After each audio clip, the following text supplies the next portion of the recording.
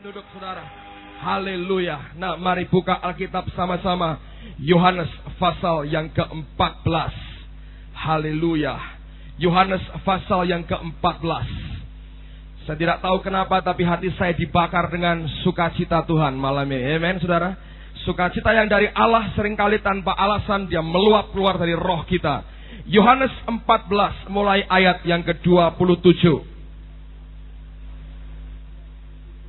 Injil Yohanes pasal 14 mulai ayat yang ke-27 sampai dengan ayat yang ke-31. Yohanes 14 ayat 27 sampai 31. Damai sejahtera ku tinggalkan bagimu, damai sejahteraku ku berikan kepadamu. Dan apa yang ku berikan tidak seperti yang diberikan oleh dunia kepadamu.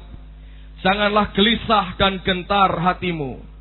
Kamu telah mendengar bahwa aku telah berkata kepadamu, aku pergi tetapi aku datang kembali kepadamu.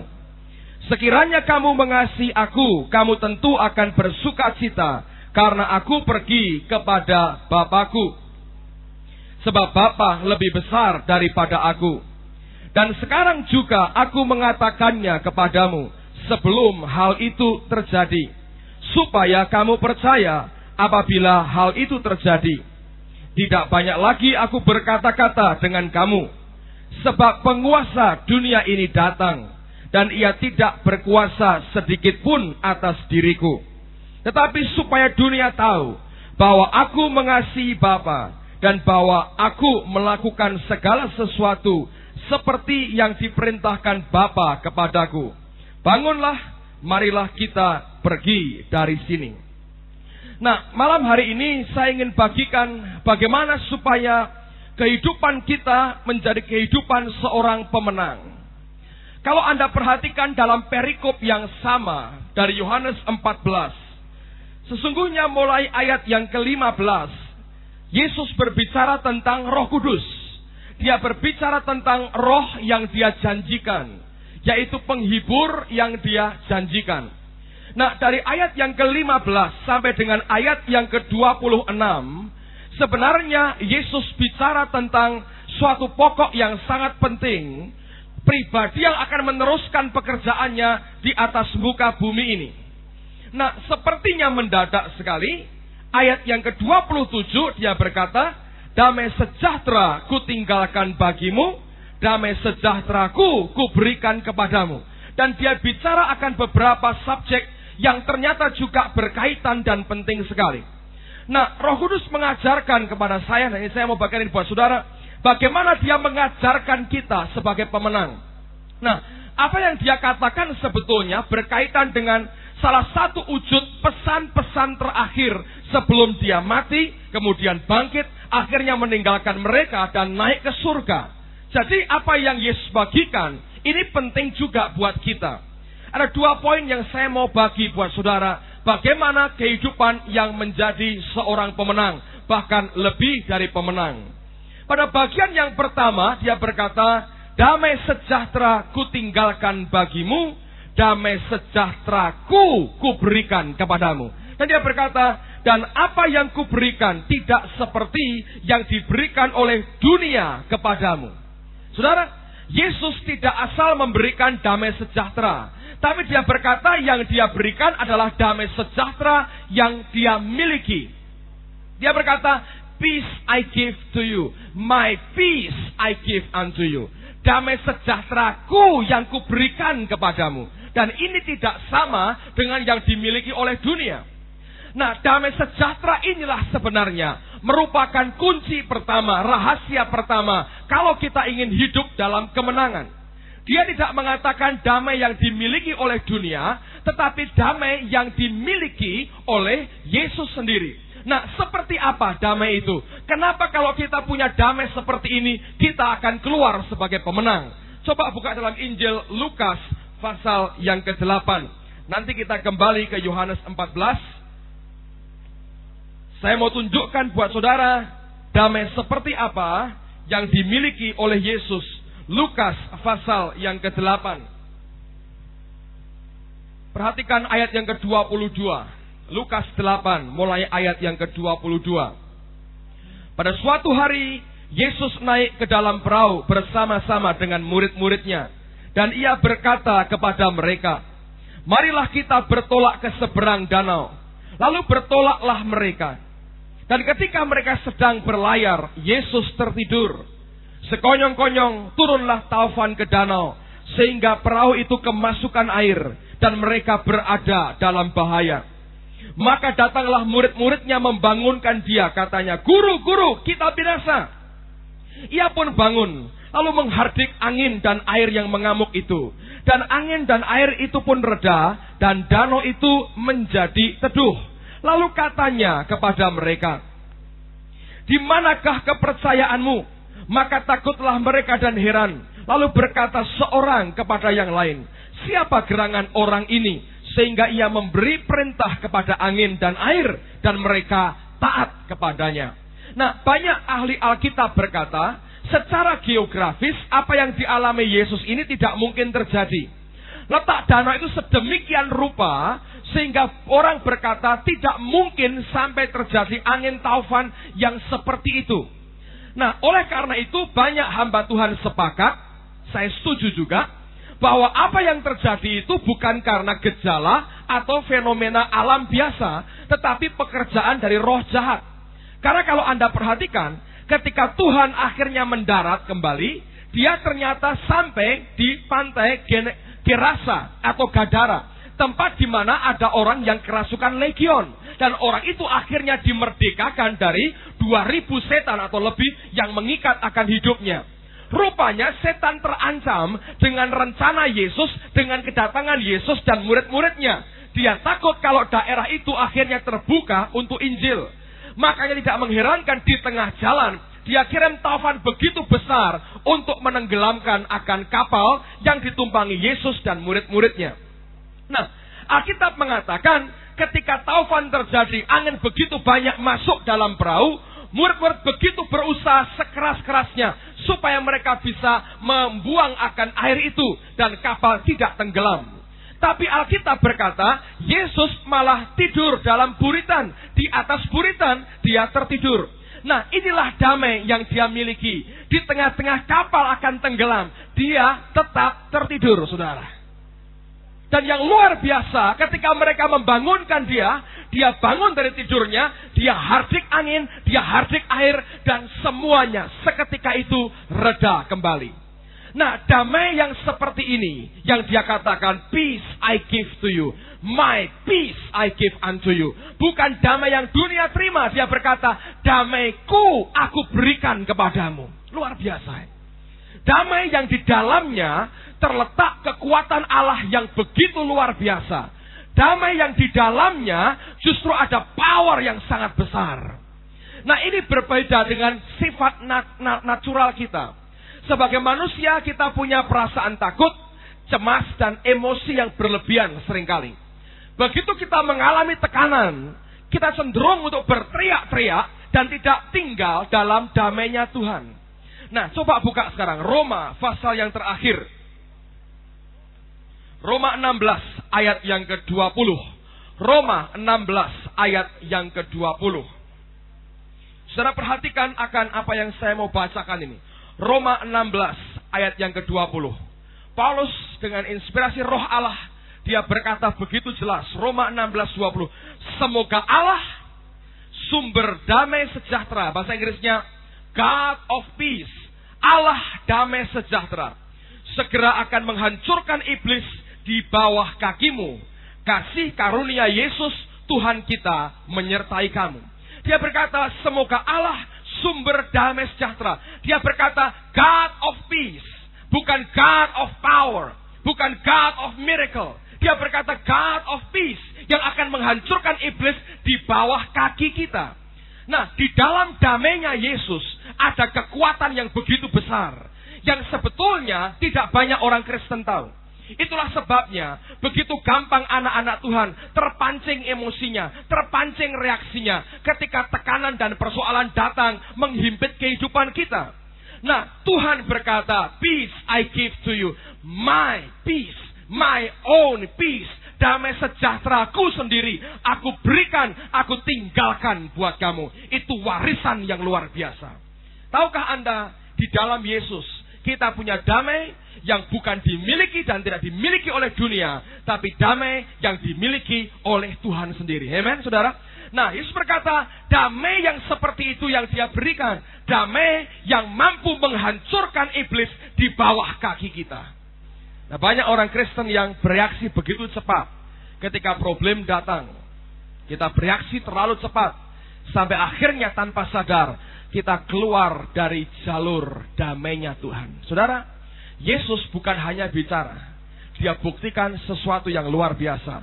Coba buka dalam Injil Matius, saudara. Matius pasal yang ke-26. Alkitab mengajar sesuatu yang menarik sekali. Matius 26 ayat 59 sampai dengan ayat yang ke-63. Matius 26 mulai ayat yang ke-59. Tuhan kita ini luar biasa. Dia, nama Yesus itu betul-betul berkuasa, luar biasa. Coba lihat akan contoh yang dia sendiri berikan kepada kita. Saudara, saya mau beritahu sesuatu begini ya. Saya sengaja setiap minggu saya bacakan banyak ayat buat saudara. Saya belajar sesuatu. Semakin banyak kita menerima dari Tuhan, semakin banyak kita bisa mencerna akan apa yang Tuhan berikan, makanan surgawi ini buat kita, akan semakin kuat kualitas hidup kita. Coba Anda perhatikan ya, manusia itu cenderung untuk mengerjakan apa yang sudah dia ketahui. Tadi sore anak saya nyanyi lucu sekali. Ya, di sekolah minggu diajari sama si Victor, teret-teret berkeliling 7 kali, ya. Lalu dia nyanyi apa? O tembok Yeriko, dengan kuasa Allah, apa ya? Kita apa? Rubuhkan apa? Kita rubuhkan semua, ya. Anak saya nyanyinya begini. Dengan kuasa Allah kita masukkan penjahat, gitu katanya. Kenapa? Karena begini, saudara. Saya nggak tahu itu lihat dari mana atau diceritanya orang apa. Kemarin hari apa? Saya dengan istri saya anterin dia ke toko kacamata. Di belakang itu, di toko itu ada orang kerja sedang moles kacamata. Nah itu kan debunya banyak ya. Lalu dia pakai tutup sapu tangan, tutupkan di hidung begini. Anda tahu film-film koboi kuno? Penjahat kalau ngerampok bank kan pakai ya tutupan begitu kan? Nah ketika anak saya lihat, terus dia ngeliat gitu, Papa, yang kecil ini Samuel, itu orang jahat Papa. Loh, itu orang kerjanya. Enggak, itu orang jahat Papa. Loh kok tahu? Itu pakai kayak gitu, katanya gitu. Itu orang jahat. Jadi lihat koboi ngerampok bank gitu kira-kira, terus bilang itu orang jahat. Diajari teret-teret, dalam nama Allah kita masukkan orang jahat, katanya. Saya ketawa dengar dia. Sambil putar-putar di tempat tidur itu, dia masukkan orang jahat. Enggak tahu kemana, ke penjara atau kemana, muter-muter. Dengan nama Tuhan dia masukkan orang jahat. Jadi anak ya belajar apa yang dia sudah mengerti itu akan cepat dia tangkap. Ngerti saudara? Jadi kalau kita banyak makan firman, saudara akan ngerti banyak. Allah bicara sedikit, Anda bisa nangkap. Tapi kalau nangkapnya banyak yang dunia, ketika Tuhan bicara, cara berpikir kita juga seperti dunia. Nah sekarang kembali Matius 26:59. Imam-imam kepala malah seluruh mahkamah agama mencari kesaksian palsu terhadap Yesus supaya ia dapat dihukum mati. Tetapi mereka tidak memperolehnya, walaupun tampil banyak saksi dusta. Tetapi akhirnya tampillah 2 orang yang mengatakan, orang ini berkata, aku dapat merobohkan bait Allah dan membangunnya kembali dalam 3 hari. Lihat kalau orang itu cara berpikirnya dunia, juga akan mikirnya dunia. Padahal Yesus bicara tentang bait Allah, tubuhnya sendiri. Ya, 62. Lalu imam besar itu berdiri dan berkata kepadanya, tidakkah engkau memberi jawab atas tuduhan-tuduhan saksi-saksi ini terhadap engkau? Perhatikan, tetapi Yesus tetap diam. Tetapi Yesus tetap diam. Dalam bahasa Inggrisnya berkata, but he held his peace.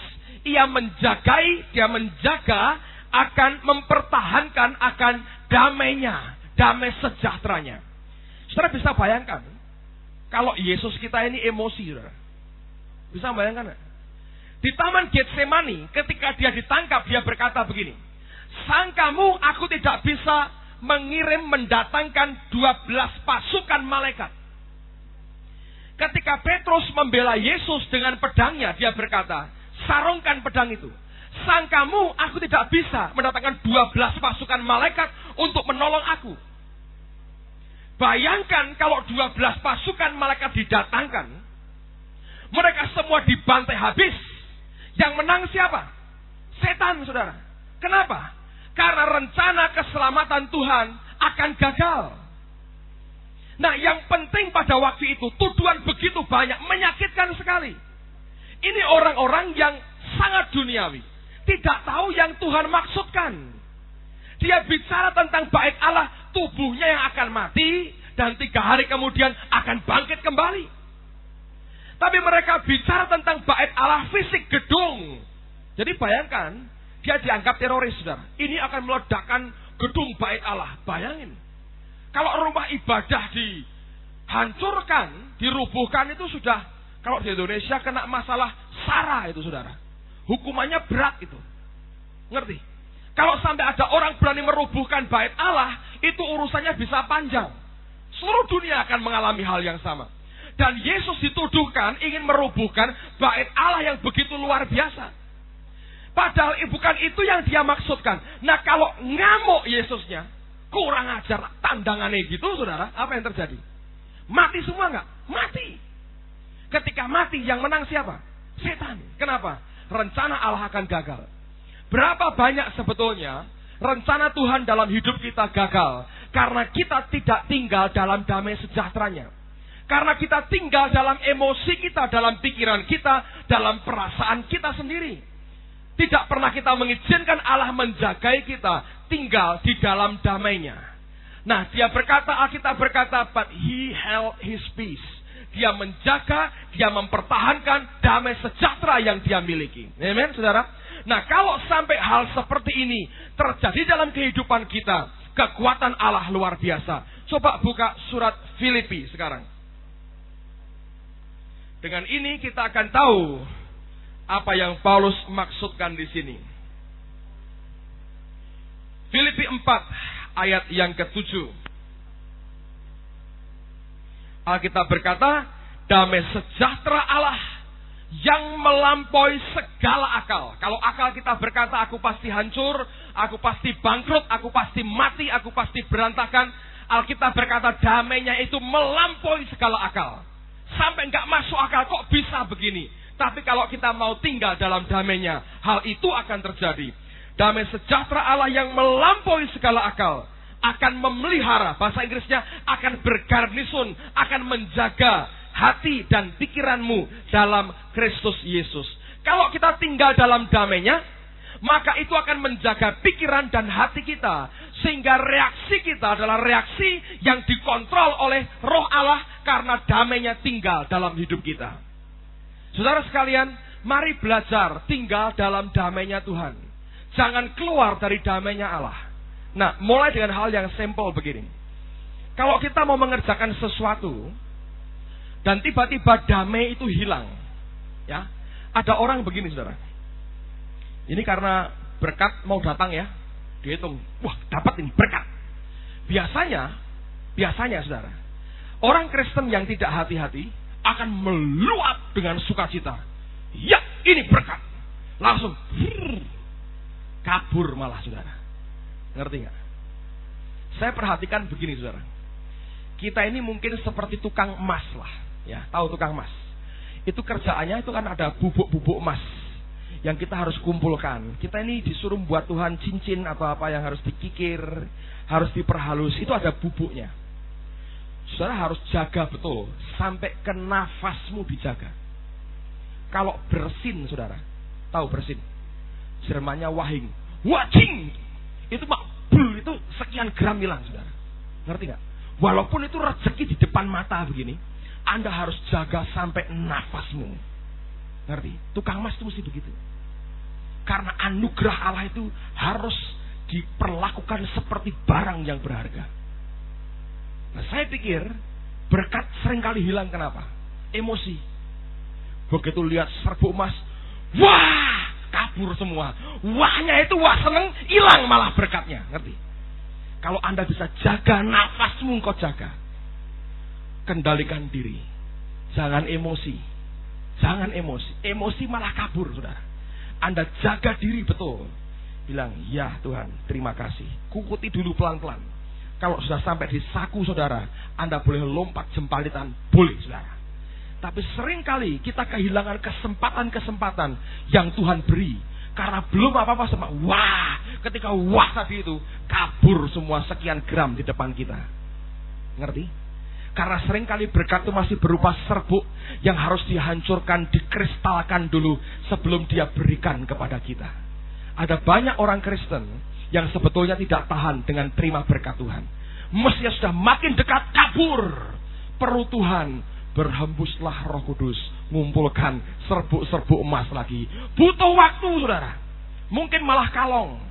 Coba kalau kita ini sabar, tunggu akan apa yang dia mau berikan buat kita. Saya percaya kita akan terima utuh apa yang Tuhan sediakan dalam hidup kita. Makanya Alkitab berkata, damai sejahtera Allah yang melampaui segala akal akan menjaga pikiran dan hati kita. Dijaga, dipelihara. Kenapa? Kalau tidak, kita akan kehilangan berkat yang sebetulnya Allah sediakan dalam kehidupan kita. Jadi kalau setiap kali Anda terima berkat, kuasai diri dulu, saudara. Kuasai diri dan bersyukur kepada Allah. Dengan tenang Anda tangkap berita itu. Ada banyak orang Kristen yang tidak bisa tangkap berita sukacita, berita berkat dalam hidupnya, langsung pada waktu kita bergerak sebetulnya semua itu lenyap dan tiba-tiba hilang tanpa bekas. Ayat yang terakhir pada bagian ini, coba buka kitab Nabi Yesaya. Satu kalimat yang luar biasa yang Tuhan mau katakan buat kita. Yesaya pasal yang ke-30. Kitab Nabi Yesaya pasal yang ke-30 ayat yang ke-15. Yesaya 30 ayat 15. Yesaya 30 ayat yang ke-15. Sebab beginilah firman Tuhan Allah yang Maha Kudus, Allah Israel. Dengan bertobat dan tinggal diam, kamu akan diselamatkan. Dalam tinggal tenang dan percaya terletak kekuatanmu. Dalam tinggal tenang dan percaya terletak kekuatanmu. Seringkali campur tangan kita secara emosi manusia justru akan menghancurkan dan merusak akan pekerjaan Tuhan dalam kehidupan kita. Belajar untuk minta supaya damainya Tuhan yang menjaga kita. Satu kali saya pernah ceritakan mungkin di sini. Anak-anak saya buat mainan, saudara. Dari kayu ditata dengan bagus dari rumah-rumah. Saya pas gak ada tugas, lalu saya temenin mereka untuk buat rumah-rumah. Yang besar sudah mulai ngerti. Kalau papahnya kerja, nggak usah dibantu. Karena ini kalau makin tinggi, dari kayu diatur begitu ya. Kalau makin tinggi itu makin goyak dan makin gampang rubuh. Nah, satu rubuh bisa merubuhkan yang lain. Yang kecil masih belum ngerti begitu. Dia pikir dia bisa bantu papahnya. Ketika saya bangun rumah-rumahan sudah cukup tinggi. Dengan begitu hati-hati saya tumpuk satu demi satu, saudara. Hati-hati sekali. Sampai kadang-kadang pusing kepala saya. Bagaimana supaya ketika goyang-goyang itu saya tumpui satu lagi tetap tidak runtuh. Saya coba setinggi mungkin saya bisa. Saya coba habiskan semua bahan yang ada. Saya atur satu demi satu. Saya coba buat. Yang anak saya yang besar dia perhatikan. Dan dia hanya komentar. Dan dia puji, dia kasih support papanya. Wih, papa pinter. Makin semangat papanya. Buat yang lebih tinggi lagi.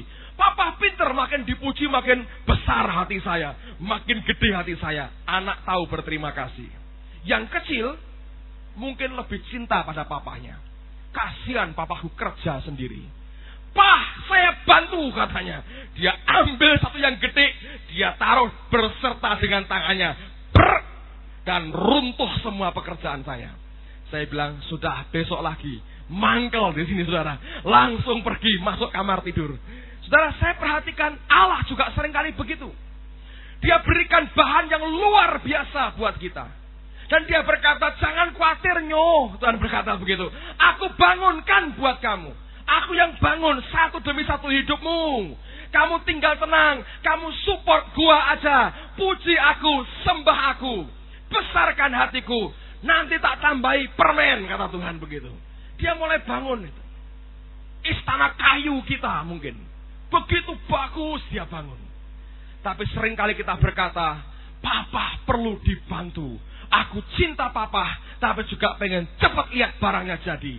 Dengan tangan yang kita anggap hebat, kita mulai campur tangan dan runtuhlah pekerjaan Papa yang di surga. Saudara mulai dari nol lagi. Itu pun kalau bapakmu di sana nggak mangkal, saudara. Kalau jengkel, Tuhan berkata, tunggu 5 tahun lagi baru gua selesaiin. Nah, celaka nggak, saudara? Prosesmu akan tambah lama. Makanya Alkitab berkata dalam tinggal tenang dan percaya terletak kekuatanmu. Justru engkau kuat. Kenapa? Yang kerjakan bukan kita. Dalam kelemahanmu lah kuasaku nyata, kata Yesus kepada Paulus.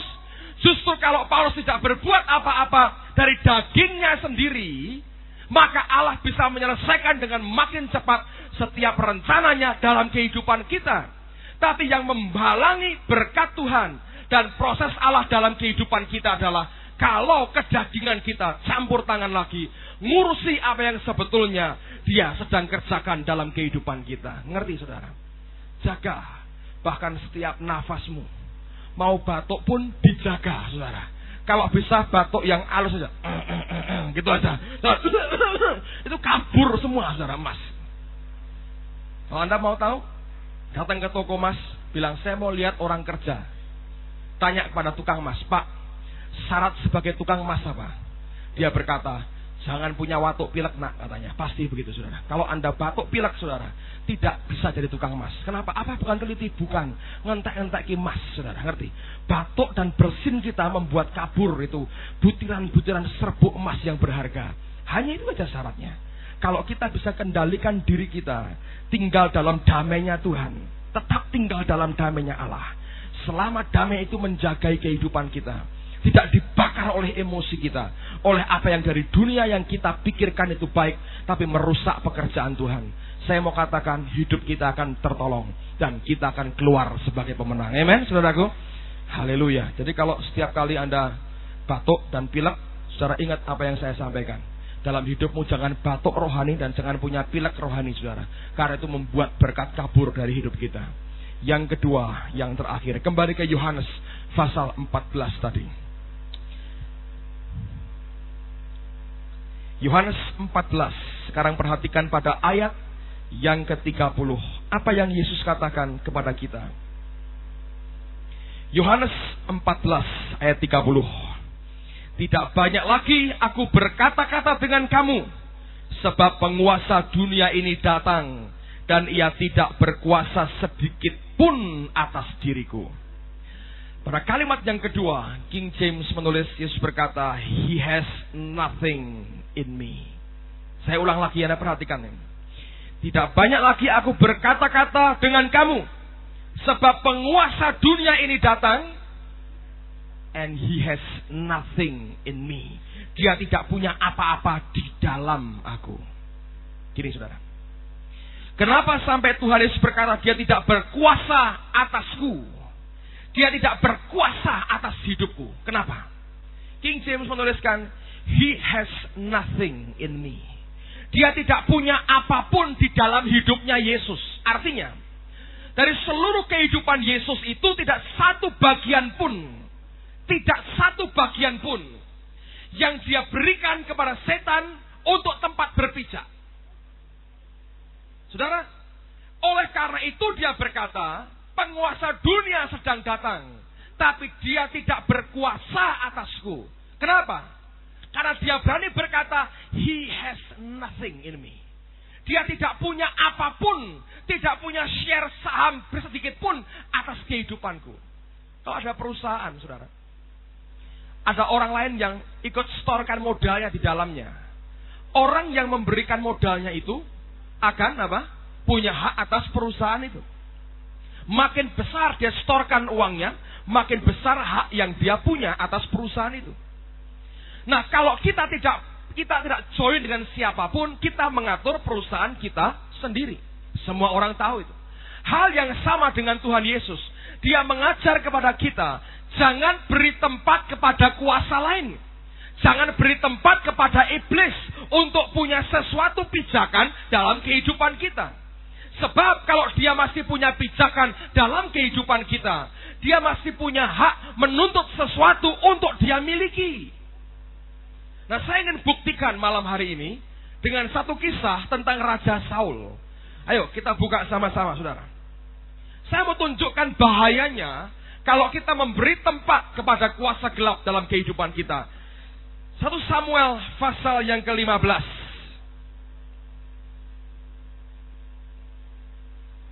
Ayat yang pertama sampai dengan ayat yang ketiga. 1 Samuel pasal 15.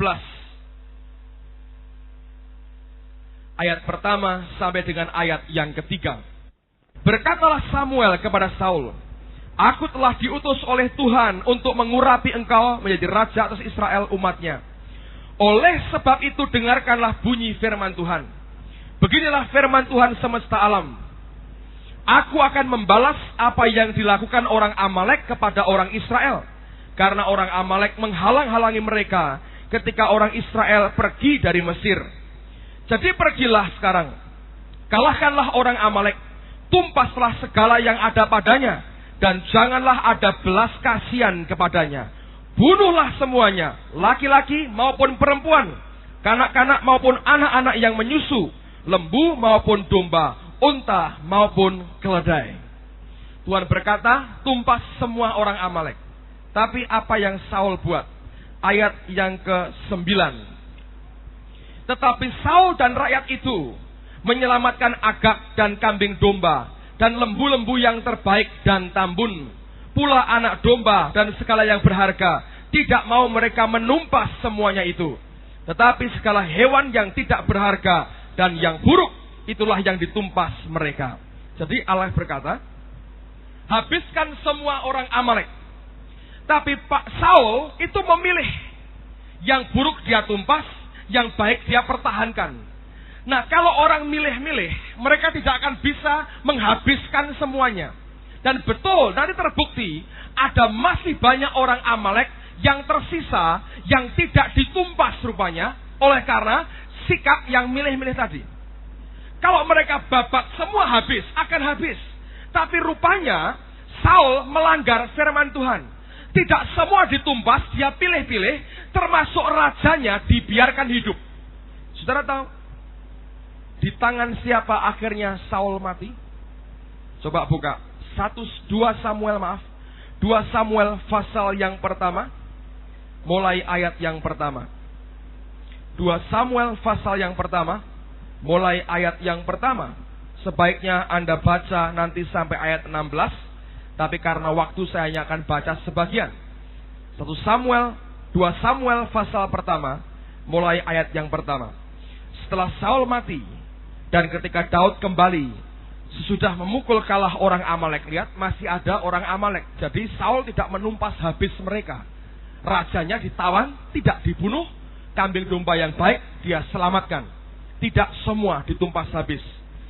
Akhirnya Daud juga harus berperang lagi melawan orang Amalek juga. Dan tinggal 2 hari di Siklag. Maka datanglah pada hari ketiga seorang dari tentara dari pihak Saul dengan pakaian terkoyak-koyak dan tanah di atas kepala. Ketika ia sampai kepada Daud, sujudlah ia ke tanah dan menyembah. Bertanyalah Daud kepadanya, dari manakah engkau? Jawabnya kepadanya, aku lolos dari tentara Israel.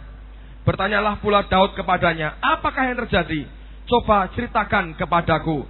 Jawabnya, rakyat telah melarikan diri dari pertempuran. Bukan saja banyak dari rakyat yang gugur dan mati, tetapi Saul dan Yonatan anaknya juga sudah mati. Daud berkata kepada orang muda yang membawa kabar kepadanya itu, bagaimana kau ketahui bahwa Saul dan Yonatan anaknya sudah mati? Orang muda yang membawa kabar kepadanya itu berkata, kebetulan aku ada di pegunungan Gilboa. Maka tampaklah Saul bertekan pada tombaknya, sedang kereta-kereta dan orang-orang berkuda mengejarnya. Ketika menoleh ke belakang, ia melihat aku, lalu memanggil aku dan aku berkata, ya Tuanku. Ia bertanya kepadaku, siapakah engkau? Jawabku kepadanya, aku seorang Amalek.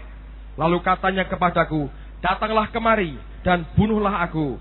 Sebab kekejangan telah menyerang aku, tetapi aku masih bernyawa. Aku datang ke dekatnya dan membunuh dia. Sebab aku tahu ia tidak dapat hidup terus setelah jatuh. Aku mengambil jejamang yang ada di kepalanya dan gelang yang ada pada lengannya.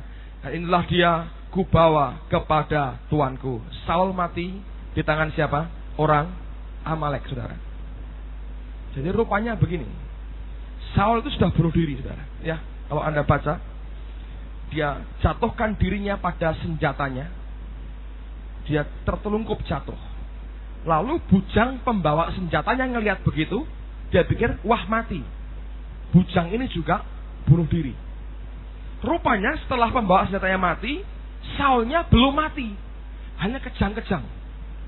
Dia coba lari lagi, dia merangkak, dia bertekan pada tombaknya. Dia pakai tombak itu sebagai tongkat untuk menjaga dirinya, jangan sampai jatuh. Tapi nggak bisa mati, saudara. Nah akhirnya ketika dia menoleh, dia lihat ada seorang yang lari kepadanya. Ditanya, kamu ini siapa? Aku ini orang Amalek. Dia berkata, bunuh aku, bunuh aku. Dan akhirnya yang memutuskan nyawa Saul siapa? Orang Amalek. Ketika Allah berkata, tumpas mereka sampai habis, dia langgar firman Tuhan. Dia sisakan sebagian yang dia ingini. Yang buruk dia habiskan, yang nikmat, yang enak buat dia sisakan. Saudara tahu kenapa Saul sisakan rajanya?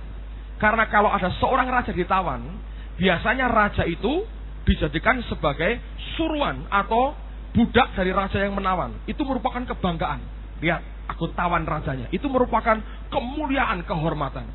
Saul rupanya mau itu, saudara. Dan dia biarkan Agag hidup. Akibatnya apa? Tidak semua orang Amalek ditumpas. Apa yang terjadi? Dia mati di tangan orang Amalek. Nah, hal yang sama hampir terjadi berbalikan, saudara. Satu kali orang Israel ditawan oleh Raja Ahasveros. Anda ingat ceritanya di kitab Ester? Mereka dibawa ke Puri Susan. Itu ada ribuan orang Yahudi tinggal di Puri Susan, tempat di mana Ahasveros jadi raja. Siapa perdana menterinya? Orang yang bernama Haman. Orang ini yang pernah mau merencanakan membantai semua orang Yahudi di Puri Susan. Siapa Haman itu? Coba buka Ester pasal yang ketiga, ayat terakhir kita sebelum kita selesai. Ester pasal yang ketiga.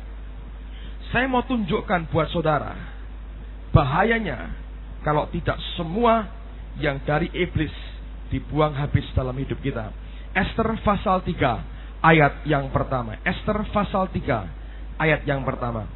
Sesudah peristiwa-peristiwa ini, maka Haman bin Hamedata, orang apa, saudara? Agag.